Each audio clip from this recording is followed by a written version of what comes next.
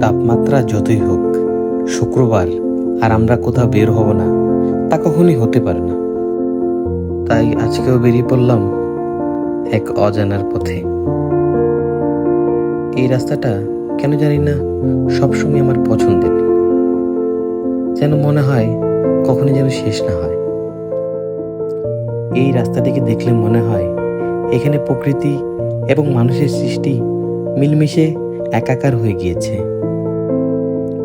গাড়ি থেকে নেমেই আমার বন্ধুরা এক এক করে ছুটছে পাহাড়ের দিকে, আর আমি তাদের ক্যামেরা বন্দি করার চেষ্টা করছি। তারপর এক এক করে নেমে পড়ি ছড়ায়। আসলে ছড়ার সৌন্দর্যটা অসাধারণ। বর্ষাকালে অবশ্য এখানে হাঁটু পানি থাকে। এবার চা বাগানে ঘেরা পাহাড়ে ওঠার পালা। আমরা এক এক করে পাহাড়ে চড়া শুরু করলাম। হাঁটতে হাঁটতে আমরা প্ল্যান করছিলাম কোন রাস্তায় দ্রুততম সময়ে ওই পাহাড়ের চূড়ায় ওঠা যায়। পাহাড়টা খারাপ প্রকৃতির হওয়ায় সবারই উঠতে বেশ কষ্ট হয়েছে।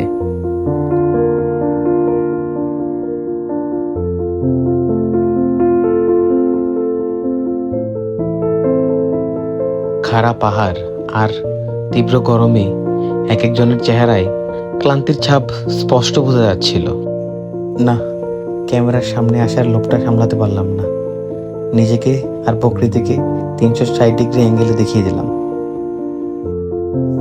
এখন আমরা আরো একটু ভালো ভিউ পাওয়ার জন্য সামনের দিকে এগোচ্ছি। দেখি আমরা ভালো ভিউ পাই কিনা।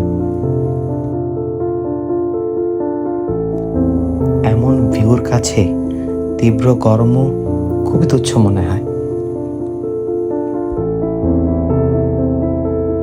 আমার বন্ধুরা এখন প্রকৃতিটাকে খুব কাছ থেকে উপভোগ করছে। আমিও ফ্রন্ট ক্যামেরা ওপেন করে তাদের সাথে যোগ দিলাম। অসাধারণ অসাধারণ মুহূর্ত, খুবই সুন্দর। এখন এই পাহাড় থেকে নেমে যাওয়ার পালা। যদিও নামতে মন চাইছিল না, মনে হচ্ছিল থেকে যায় ওইখানে। সমতল ভূমি পার হয়ে আমরা নতুন একটা পাহাড়ে ওঠার চেষ্টা করছি। দেখা যাক এই পাহাড়ে আমাদের জন্য কি অপেক্ষা করছে।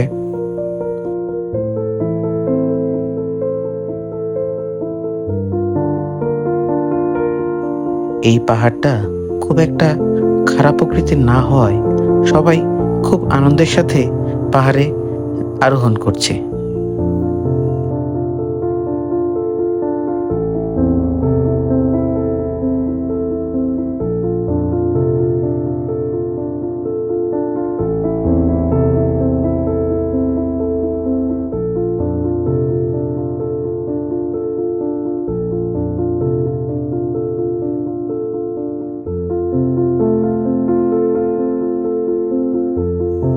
আবারও নিজের উপস্থিতি জানান দেওয়ার চেষ্টায় ক্যামেরার সামনে আসা। প্রকৃতির এই অপরূপ সৌন্দর্যকে আলাদাভাবে অনুভব করার জন্য সবার থেকে একটু আলাদা হয়ে গেলাম। এখন মনে হচ্ছে আমার আর প্রকৃতির মাঝখানে কেউ নেই। খুবই অসাধারণ সৌন্দর্য, চারিদিকে সবুজ আর সবুজ। আসলে সবসময় যদি এরকম পরিবেশে থাকতে পারতাম তাহলে কতই না ভালো লাগতো। আসলে আমাদের এই যান্ত্রিক জীবনে এই অনুভূতিগুলি আসলে অন্যরকম। পরন্ত সূর্যের সৌন্দর্য দেখে তার থেকে নিঃসরিত তাপদাহকেও কেন যেন আশীর্বাদ মনে হয়।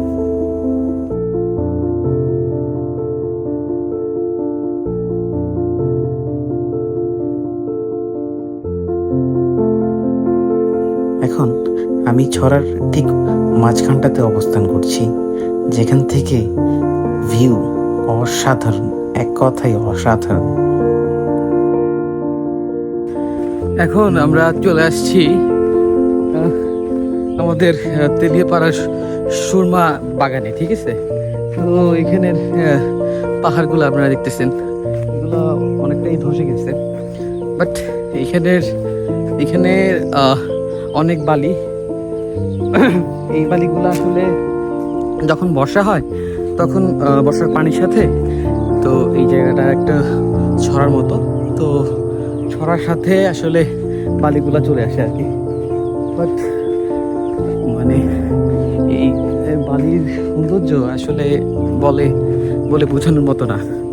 সো এগুলা আসলে সুন্দর, যারা আসলে আসে নাই তারা আসলে এই জায়গার মর্মটা আসলে বুঝতে পারবে না। আর ওইখানে যে বড় বড় পাহাড়গুলা, ঠিক আছে, বড় বড় পাহাড়গুলার যে সৌন্দর্য আসলে অন্যরকম। আর আসলে আমরা শুক্রবার ছাড়া আসলে খুব একটা সময় পাই না এইভাবে আসার। আর আসলে বন্ধু বান্ধব সবাই শুক্রবার ছাড়া প্রিয় হয় না, সেক্ষেত্রে শুক্রবারটাই আসলে সবার জন্য পারফেক্ট। এরপরে এখন আমরা যাব চণ্ডীবাগানে, ওইখানে সেই বিখ্যাত চা আর ডালপুরি। সো এইটা এখন আমরা চণ্ডীবাগানের দিকে রওনা হব।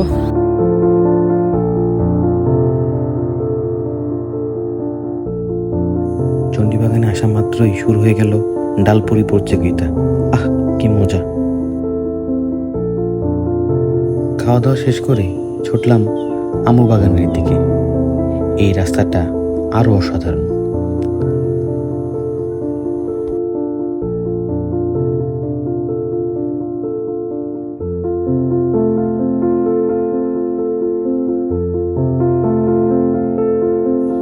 সন্ধ্যার আড্ডাটা হয়ে গেল আমু বাগানের খেলার মাঠে।